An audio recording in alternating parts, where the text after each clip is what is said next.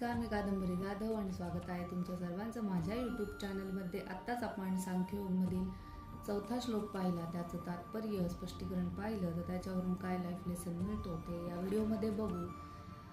तर सुरू करूयात. राधे राधे म्हणून जीवनात आपण संघर्ष अनेकांशी करतो, पण सर्वात कठीण संघर्ष आपल्या जवळच्या व्यक्तींबरोबरचाच असतो. थोडक्यात आईवडिलांशी मतभेद, नातेवाईकांशी वाद, मुलांसाठी कठोर निर्णय, कामातील वरिष्ठ किंवा प्रिय व्यक्तीवर टीका. अर्जुनाची अडचणी अशीच काहीशी होती. जे पूजनीय आहेत त्यांच्याशी संघर्ष कसा करायचा? अर्जुनाचं मन म्हणतं मी कसे मारू, त्याचे कर्तव्य म्हणतं धर्माचे संरक्षण कर. आपल्या आयुष्यातही हृदय म्हणतं मी कसं कोणाला दुखू, कर्तव्य म्हणतं योग्य तेच कर.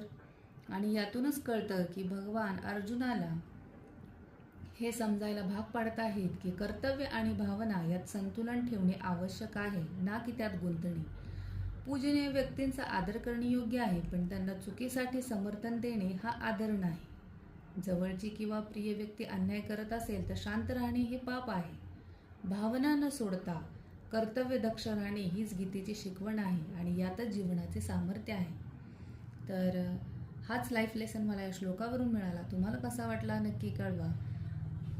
भेटूयात पुढच्या व्हिडिओमध्ये. तोपर्यंत राधे राधे. धन्यवाद.